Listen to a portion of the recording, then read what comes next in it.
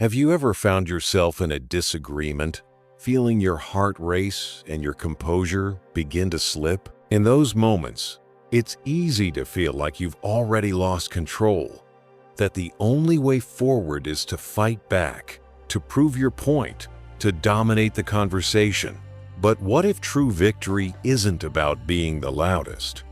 What if the greatest strength is found not in conflict, but in quiet composure? Intriguing, isn't it?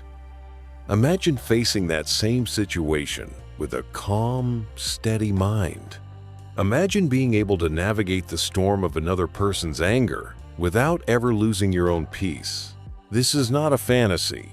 It is a skill cultivated over 2,000 years, drawn from the wisdom of a Roman emperor who faced challenges that could seem insurmountable. Stay with me, and let's embark on a journey to uncover 6 principles inspired by Marcus Aurelius, principles that can transform how you relate to conflict. Most of us believe winning an argument means forcing someone else to submit.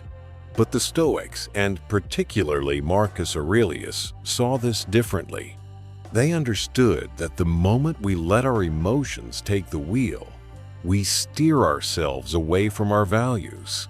The real challenge, they knew, is not with the person in front of us, it's the one within us. Marcus Aurelius was the ruler of a vast empire, yet his greatest battles were internal. In the quiet moments of the morning, he would write to himself, not as an emperor, but as a man on a journey of self-discovery, striving to be better. His private journal, which we know today as Meditations, is a powerful guide to mastering the mind.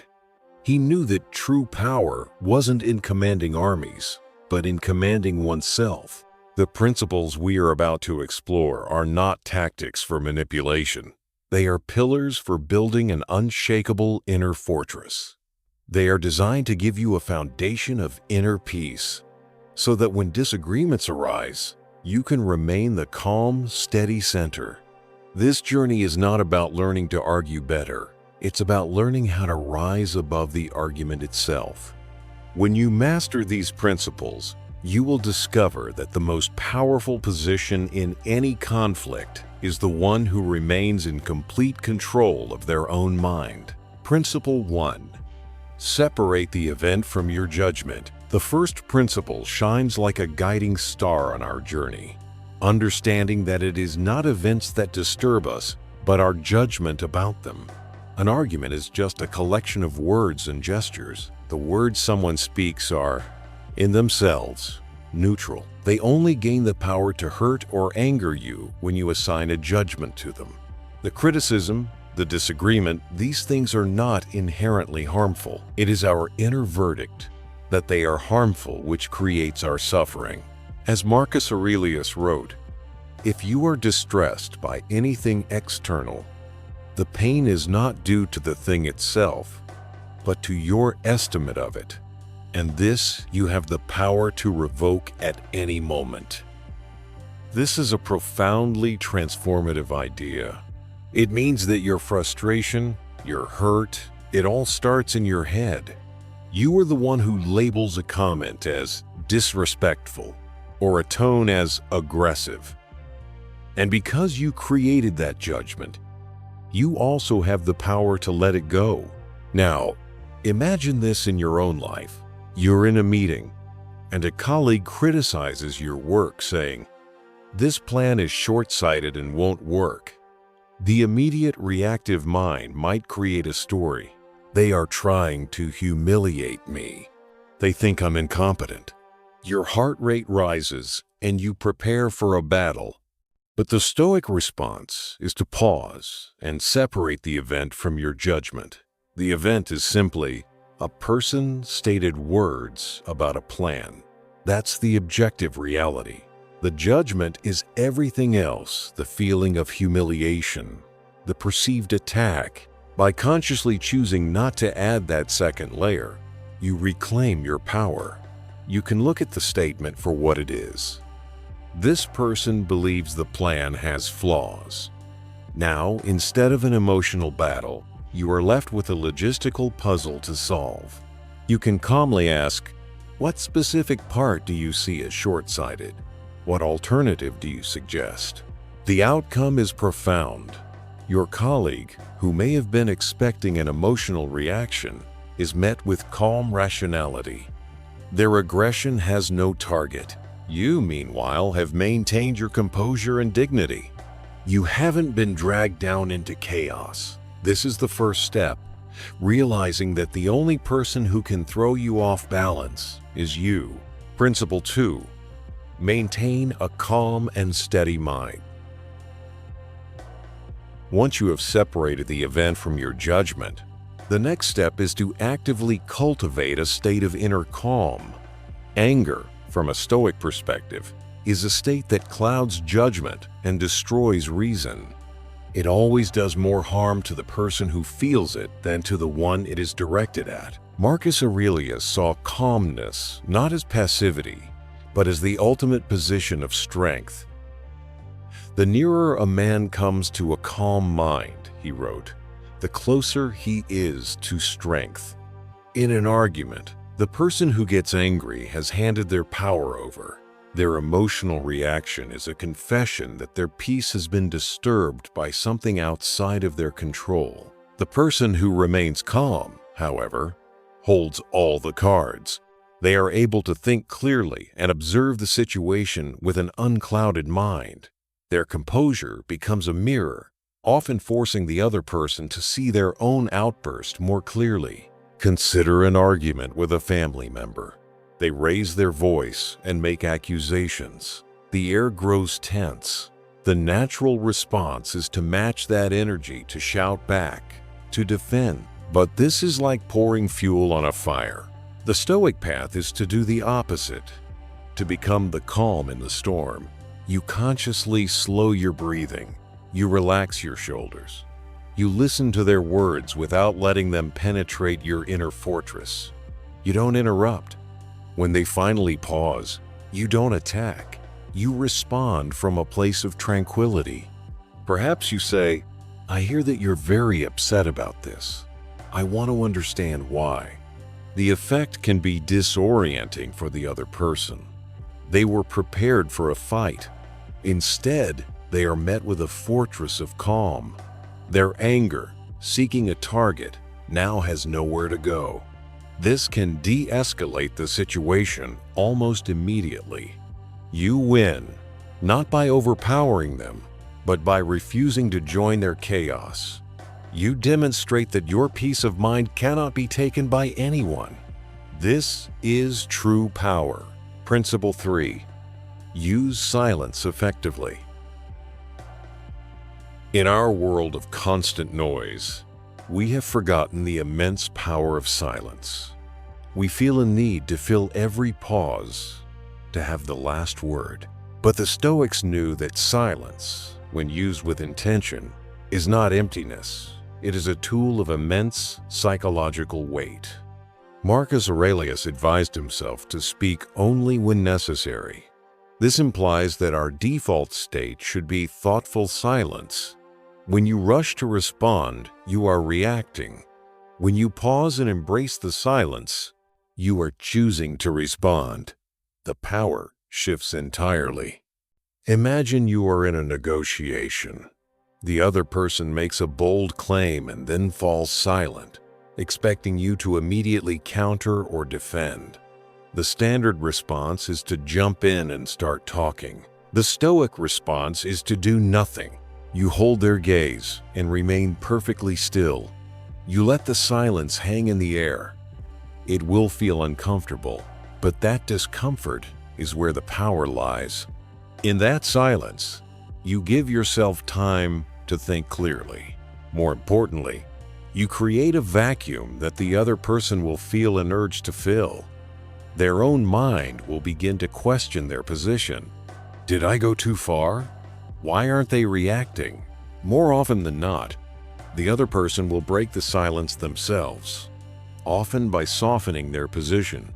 They might say, or at least that's what we're initially hoping for. They have just started negotiating against themselves without you having said a word. Silence communicates confidence. It says, "Your words do not fluster me." When you do finally speak, your words will have more weight because they emerge from a place of deliberate calm. We are halfway through, and if this journey is resonating with you, I invite you to subscribe to continue your evolution. If you are finding value in our content, it would mean a great deal if you helped spread this wisdom even further. Now, let's continue. Principle 4. Ask questions instead of defending. When our position is attacked, our instinct is to defend it. But the Stoic approach is far more effective. Instead of defending, ask questions. A well-placed question forces your opponent to explain their reasoning, and in doing so, they often expose the flaws in their own logic. It is the epitome of navigating a disagreement effortlessly. Let's return to our workplace scenario. Your colleague has called your plan short-sighted. The defensive reaction is, "No, it's not. I accounted for X, Y, and Z." This immediately creates an adversarial dynamic. The question-based approach is different. You remain calm and ask, "Could you help me understand? What specific outcome do you believe the plan fails to account for?" This question is non-confrontational. It frames your request as a desire for understanding, not a challenge. The burden of proof is now on them. They must produce a concrete point. Perhaps they say, "It doesn't account for a market shift." You don't defend. You ask another question. That's a valid concern. Based on the data you've seen, what do you feel the probability of that shift is? You continue this process, drilling down with calm, incisive questions. You are not arguing. You are guiding an inquiry. Very quickly, one of two things will happen. Either they will reveal their criticism was based on a vague feeling, and their argument will crumble, or they will raise a genuinely valid point you had overlooked. In the first case, you have resolved the conflict without defense. In the second case, you have also won, because as Marcus Aurelius would remind us, the goal is not victory, but truth. He wrote, "If someone is able to show me that what I think or do is not right, I will happily change, for I seek the truth by which no one was ever truly harmed." By using questions, you transform a potential conflict into a collaborative search for the best outcome. Principle 5. Speak simply, honestly, and with measure. In the heat of an argument, there is a temptation to use complex language and a flood of words to dominate the conversation. The Stoics teach the exact opposite. Power lies not in volume, but in precision and integrity. Speaking simply, honestly, and with measure commands far more respect than blustering. When you speak simply, your message is clear. Complex jargon can often be a mask for a weak argument. A strong point can be made in plain language. When you speak honestly, you build a foundation of trust. This means being willing to concede points and admit what you don't know. Saying, "I see your point there, and I don't have a good answer for that right now," is not a sign of weakness. It is a sign of immense self-assurance. It shows you are more committed to the truth than to your own ego. When you speak with measure, you control the tone of the interaction. This means avoiding exaggeration. Instead of saying, "This is a complete disaster," you say, "I am concerned this carries a significant risk." The first is an emotional outburst. The second is a measured concern that invites a rational discussion. By refusing to escalate your language, you prevent the argument from escalating in intensity. Your moderation acts as an anchor, pulling the entire conversation back toward reason. You command the room not by being the loudest, but by being the most credible and centered. Principle 6. Be tolerant and compassionate. This final principle is perhaps the most difficult, but it is the one that truly secures your inner peace. The Stoics believed that no person does wrong willingly. They act out of ignorance, believing their harmful actions are somehow justified. Marcus Aurelius urged himself to meet aggression not with fury, but with tolerance and even compassion. He wrote, "When people injure you, ask yourself what good or harm they thought would come of it. If you understand that, you'll feel sympathy rather than outrage or anger." This is a radical shift in perspective. The person arguing with you is not your enemy. They are a person who is mistaken, operating from a flawed understanding. Your role is not to defeat them, but to understand them. As Marcus believed, kindness is an irresistible force when it is genuine. Think about the most frustrating arguments you've had. The impulse is to lash out. The Stoic response is to pause and try to understand the source of their error. Are they acting out of fear, insecurity? By approaching them with a sense of compassion, your goal shifts from winning to understanding. You might say, "It seems like this issue is really important to you. Can you help me understand why you feel so strongly about it?" This doesn't mean you must agree with them. Tolerance is not acceptance. It is the recognition that their actions often come from a place of confusion. This perspective protects you. Their words lose their sting because you see them not as personal attacks, but as symptoms of their own inner state. You are no longer a participant in their drama. You are an observer of the human condition. The ultimate victory in any argument is to walk away with your character and peace of mind intact. By choosing compassion over anger, you rise above the conflict. You refuse to let another person's ignorance dictate your emotional state. They cannot touch your inner citadel. You have won the only battle that ever truly mattered, the battle for control of your own soul. Summary. Today, we have explored 6 timeless principles from the mind of a philosopher king, lessons to help us navigate conflict with an unshakable mind. First, separate the event from your judgment. Remember that nothing has the power to hurt you unless you give it that power. Second, maintain a calm and steady mind. Calmness is not passivity. It is the source of strength in chaos. Third, use silence effectively. By controlling the pauses, you give yourself the space to respond with intention. Fourth, ask questions instead of defending. Guide a collaborative search for truth and let weak arguments dismantle themselves. Fifth, speak simply, honestly, and with measure. Command respect through the quiet confidence of controlled, truthful language.